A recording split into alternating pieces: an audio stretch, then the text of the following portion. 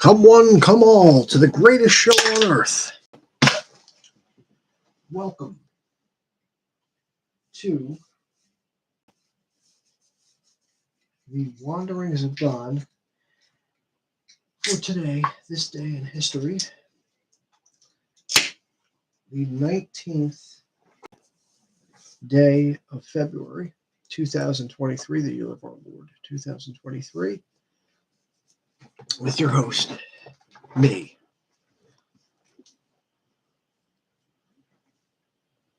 Oh, it looks like got somebody here. Well, we beat E's Memories of Celceta today. That's basically all I really wanted to talk about. Was that we beat E's Memories of Celceta today.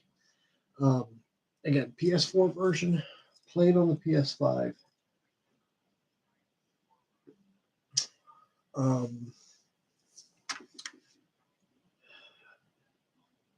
Thoughts? Again, this was something that I have. Actually, I probably. No, yes, I do have it up here. No, I don't. I had the Vita Special Edition, but I don't have it up here. It's down in the basement. I have to get it later. At another point, maybe we'll do a show. One thing I do want to do is go through my gaming collection, show off some of my stuff that I have.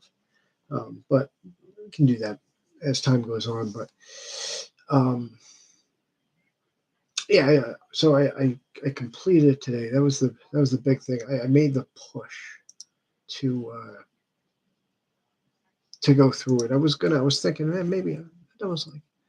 Yeah, I was thinking just doing demos and maybe starting some other new games like Tales of Symphonia. Was that remastered? But I decided instead I was like, I'm pretty damn close. We did. We'll go with we again.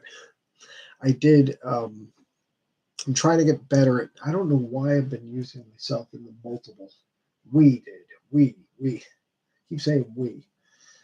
I did. The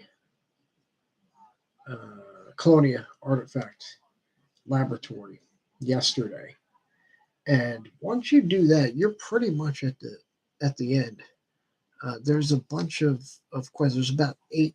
There's 8 more side quests that opened up. 1 to 2 from each of the 5 major towns, except for, of course, the Roost Nest, which is a town, but it's not really, because there's no actual quest board or anything like that. Although it does have of course, it does have a shop that sells they have the best sellable equipment in the game. But anyway, yeah, there's 8 more quests, and I did them this morning, and I was like, yeah, they weren't much of a couple of them. Some were, well, you got the one with the stupid, you got to catch the rabbit or whatever it is again. In Komoda Village, the one lady, it's got the stupid rabbits that you have to use stealth on to sneak up behind. This one was a doozy because you actually had to go out into the enemy infested area, and so it could be hard to see out there. Plus, you got monsters you got to deal with, and as you're killing them, you could inadvertently get too close if you don't watch where the stupid bunny is. But anyway, that was stupid. We got some of the ultimate equipment, and I didn't. 2 of the you can get sets of ultimate equipment by getting sunstones. It's another quest, and then a couple of there was multiple. What do you call it? I'm going to put my on-air sign on. Multiple extermination requests. Some of them were actually pretty decent. The one The last quest I did was a Danon quest where we had to go and find a ghost and reunite him with his armor, and he turns into a boss that you have to fight. That fight was pretty. That was probably the harder boss, one of the hardest enemies that I fought in the game. But anyway, then I went into um, the Temple of the Sun, fought Eldiel. You only got to fight him once in his black winged form. You put the the massive moon on him, and it's able to control him, allow him to control himself. And then he opens up the archive, and we head in to Iris, the World of Records, which is where the records are that supposedly Gaddis, no, not Gaddis, Gruda's going to read with the to mess with the fabric of the world or whatever it is. He was able to read the records that contain basically how I don't you can call it the code of the world, the programming code of the world of uh, Celceta. And so anyway, um, uh, the boss fight with Eldiel wasn't too bad. Going into Iris, the final dungeon, it's split into three areas. A lot of puzzling. Uh, Going through with a walkthrough is not necessary, but it saves headache, especially in the gold path. You have a bronze, silver, and a gold path. You can do them in any order. I probably would do gold first just to get it out of the way because it's a bit of a pain in the rear end. And then you got three bosses you got to fight. When you beat them, that'll open up the central part, and that's where you go and fight the last boss, which is Gruda, and he combines himself. He basically reads the Akashic record or something and tries to become a god like figure. And the first part of it, he's a multi. He is, I forget. He's a multi HP bar. Like usually, most bosses have a double HP bar. It's a yellow health bar, and then when you work that yellow health bar, it's like Final Fight. You work that yellow health bar down. There's a red health, or like Street Fighter. There's red underneath, but then you got to work that red health bar down and once that hits zero, they're dead. Some bosses actually have just the red health bar. This last boss has, I forget, he's got like at least three, I think four levels of health. So you got to work down like a green and a white and then yellow or something like that. White, green, I forget how it goes. It could be three. I think it's four though. So he's a long fight. And right at the end of that fight, the first part of it, you have to destroy these three um, monuments, and each one has a different color, and it corresponds to your slash, pierce, and I forget what the pierce and blunt. The three different physical attack types. So if you don't have a party that's got a balanced party, it's got one of each. You can still do it. It's just going to take longer. It's not going to. It's weak to one of those. So if you don't have that um, presented, like let's say you have like Frida and Adol, and then Duran, but you don't have piercing. You have two slashing, and you have I forget what blunt's called. I've been calling it blunt. So anyway, then once that destroying those will work down half his health, and then he comes in, and you got to actually fight him. And this is a pain because you actually gotta dodge around while he's trying to drop these pillars down on you. Basically, And you had there's actually a couple floating pillars you're actually supposed to destroy. I didn't know that. I thought you just had to dodge him because you can't hurt him in this phase until he does this attack where he brings down both arms and his chest opens up. And he just stands there, and he will attack you with like a laser or something.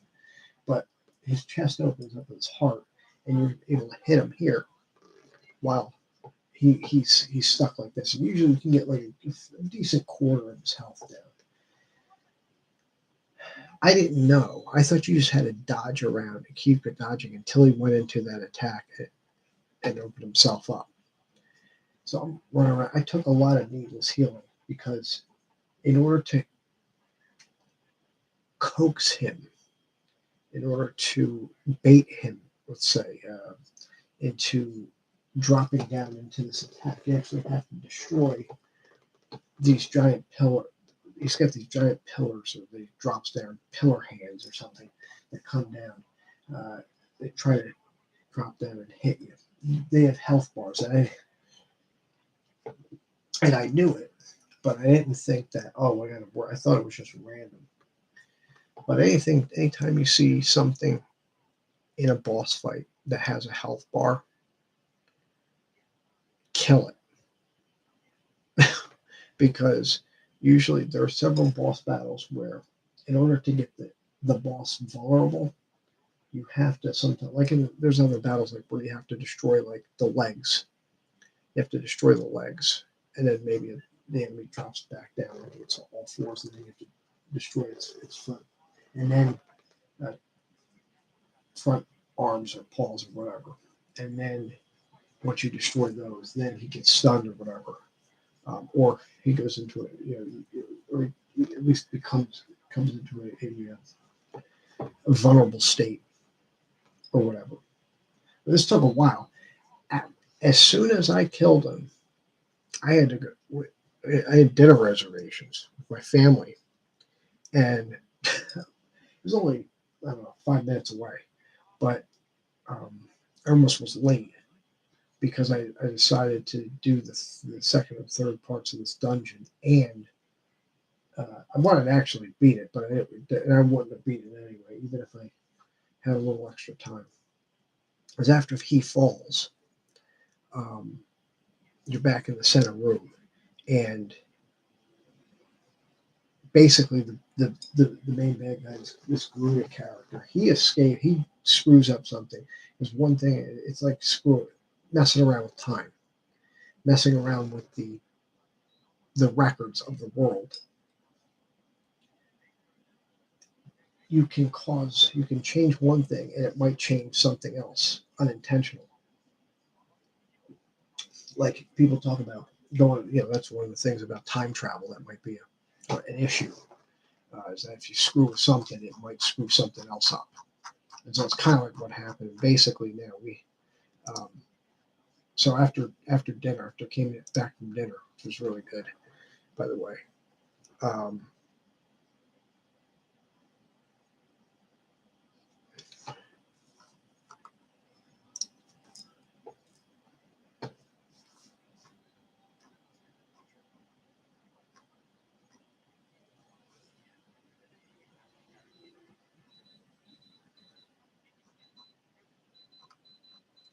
um, you get another story part, and it basically, he screwed something up, and you got to go after him. You have to fight these shadow enemies, and there's two different types. Basically, you're going to run up the other side of Mount Vesuvio. It looked like Mount Vesuvio it's a twin mountain, so there's an ice part of the mountain, and then which we went through, and that was a dungeon. But it looked like there was this volcanic part which you couldn't go through.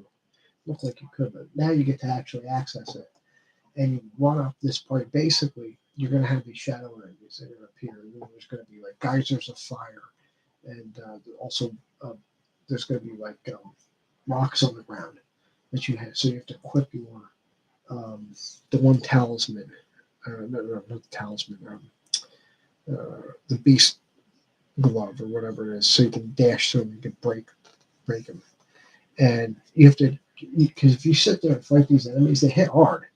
Yeah, the shadow enemies hit hard. You'll eventually get up to the top, and you got to fight one-on-one Garuda again, as Adol, and um, it's not that terribly excuse me, terribly difficult fight. I didn't know you can actually block all his attacks, but he does have an attack that um,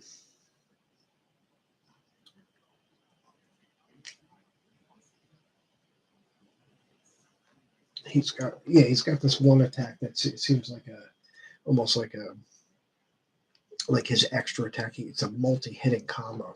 If he hits you with the first one, he just hits you with the rest of these. It's pretty cool kind of attack, but you can actually block it. But basically, at that point, just use all your healing, whatever you got left. It's really not that difficult as long as you dodge or block. One thing I really didn't do much in this game is block. I did get the trophy for blocking for perfect blocks. I really didn't use blocking that much at all in this game. Just mostly now, me personally, I've become more of a dodge type character player, but I would much blocking is good. I just didn't this. I forget if you can actually change the the the control scheme, the key bindings in this. I don't. I can't remember if I actually checked it and see if you could. You might not. I'm not exactly sure, but like in future, like if you play like Lacrimosa Dana or Monster Nox, the ninth one, eighth, and ninth one, they mapped it so that both the perfect dodge and or dodge and block are L and R, but instead in this game they're X and triangle, which was a really weird thing. Um, so uh, yeah, it wasn't crazy about how it was mapped, but uh, I may go into uh, Lacrimosa Dana next. I'm not sure. That game, I want to say I'm around halfway. I forget where I'm going or how much of the map, but I did fight several balls. After that, the murder mystery part uh, with the one guy. I had to do with the hat. I played as what's her name? Is her name Dana? I forget. Um, at least in this part, I haven't gotten her in the party yet, but I have played as her. So I've done. I'm decent way in the game. Uh, Maybe around halfway, possible. I'm not exactly sure, but I'll see. I don't know what I'm going to play next. Tomorrow, I'm probably going to screw around with some other stuff. I played Like a Dragon Ishin today, combat demo. I wasn't. I had some fun with it. I was a little. I did get a little frustrated, but I've got to remember it's a demo, and they just plop you in the middle, basically of comments, two different combat scenarios. I played one of them, and I was like, I don't know what the hell I'm doing. I could have looked at like the controls or whatever, but um, I figured it out on my own. I did get through it. It was the first option in the demo.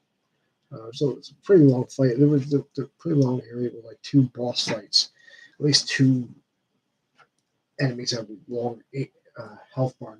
You had to fight this hammer wielding dude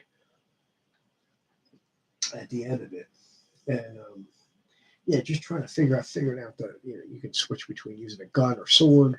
Yeah, it was crazy. And then these special abilities that you get.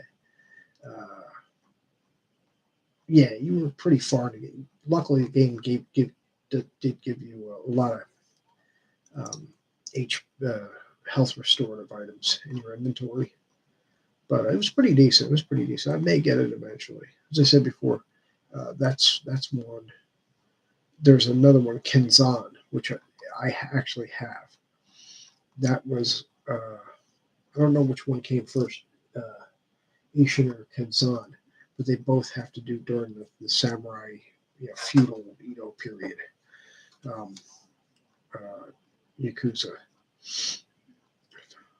type games. So it was pretty cool.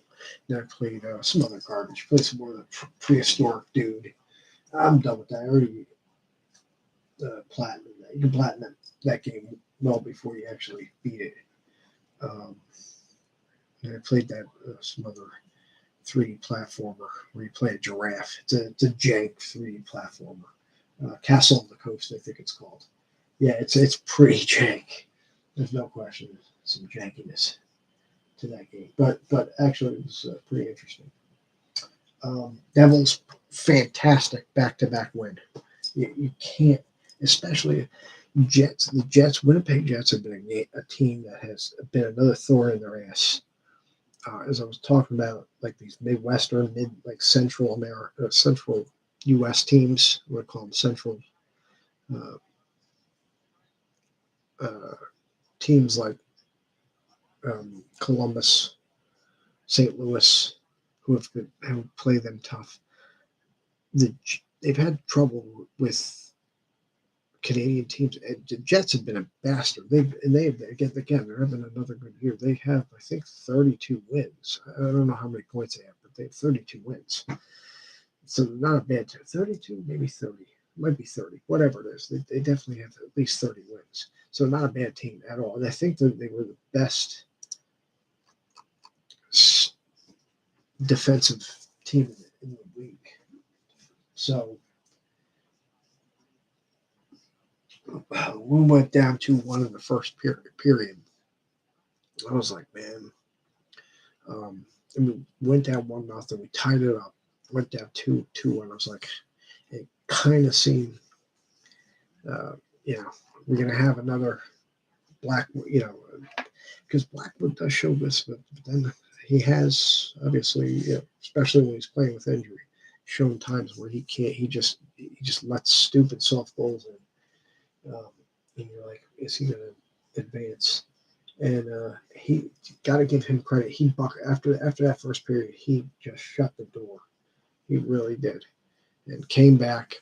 Got nothing in the second period. Hit a couple of posts, Husey and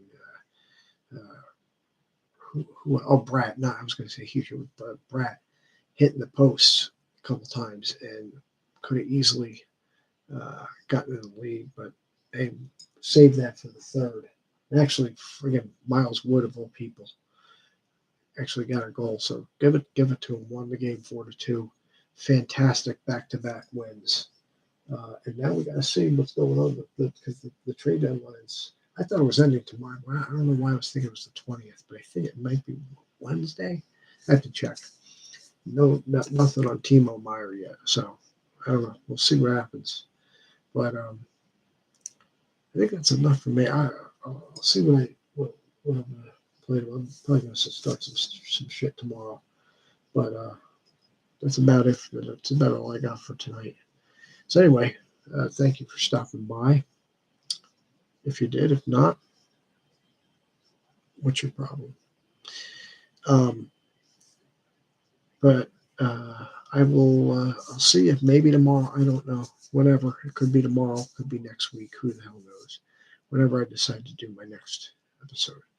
So thank you. May the Lord be with you, and I'll see you again.